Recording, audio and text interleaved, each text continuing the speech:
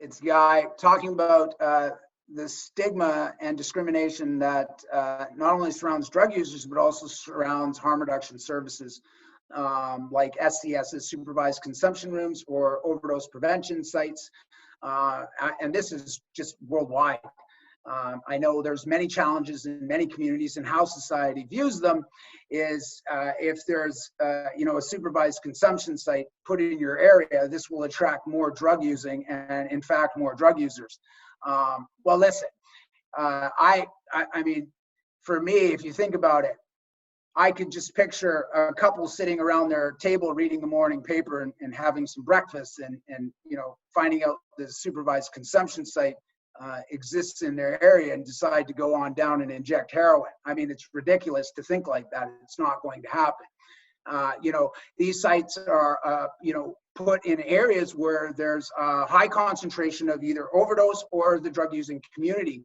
It's actually a health facility to make it safer for the community as a whole.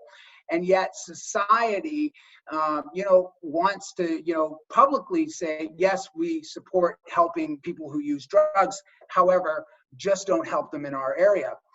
And this is the stigma that not only surrounds drug using, it surrounds people who are homeless, it surrounds people who struggle with poverty.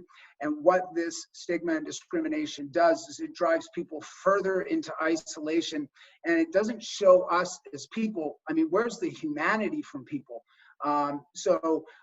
In one instance here in Vancouver, a community was complaining about that there was drug using in a playground. So we opened a supervised consumption site across the street from where the high concentration of drug use is. But they fought and battled to try to have that not put there by saying it would attract more drug using. And I was on that panel where I said, you're complaining about people using drugs in the park, so we're going to open up a facility so they won't use in the park. But now you're complaining about the facility being there because it'll attract more people. They're already there. They were there before you moved there. They've actually been using drugs in that community long before you got there.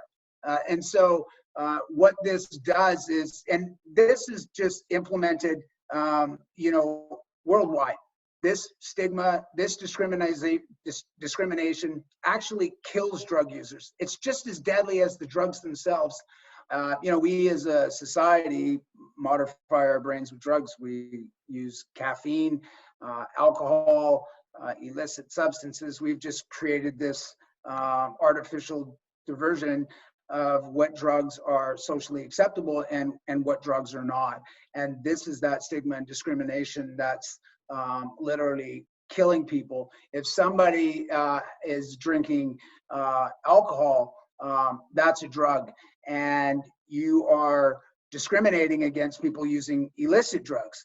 I'd like everybody to know that drinks alcohol, and you can say it with me, you're a drug user.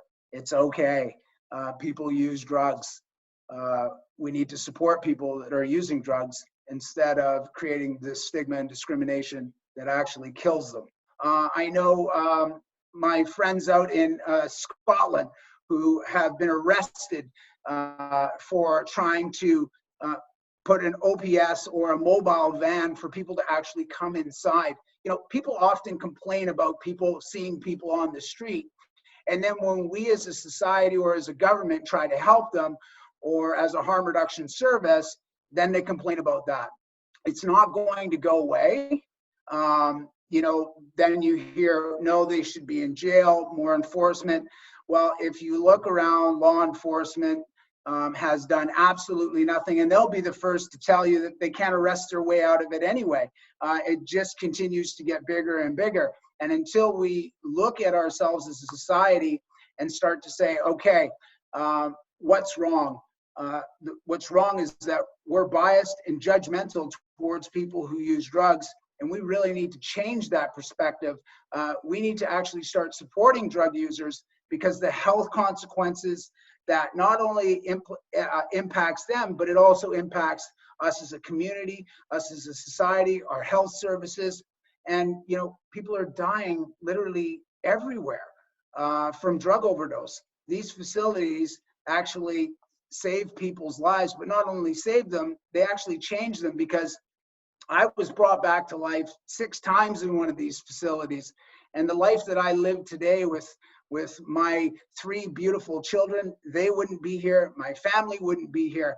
This is a powerful thing where us as a society need, and I'm not the only one that this has happened to. This has happened to many people. There's never been a drug overdose death in a facility such as an OPS or a supervised consumption site.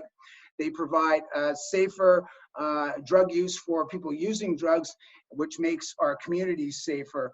And eventually, us around the world are going to have to start looking at the possibility of creating a heroin co-op where people can actually come in and purchase their substances, or actually the evolution of an SCS.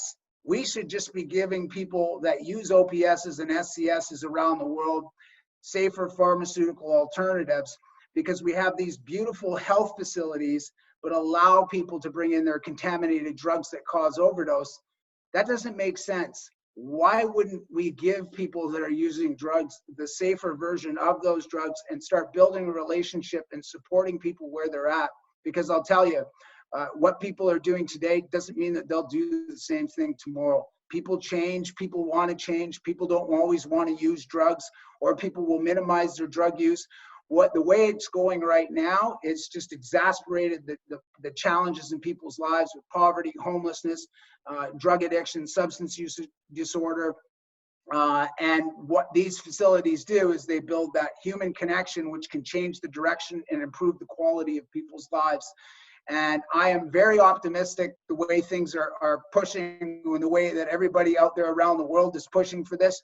I believe that we will hit a turning point where governments and our leaders start to say, okay, this is not working and this is what we need to do. And it doesn't matter if you own property in a community. You can't regulate who's in your community. Yes, you may own that property, but you have absolutely no right to discriminate and hate against a person that's using substances or struggling with using substances. This is just unacceptable. And if you look at anything else, it's just borderline, it's just pure hatred. And unfortunately, it's done nothing but hurt the people that are struggling the most. And we just really need to look at doing something different. So support from out here in Canada to all you folks in Europe and the UK.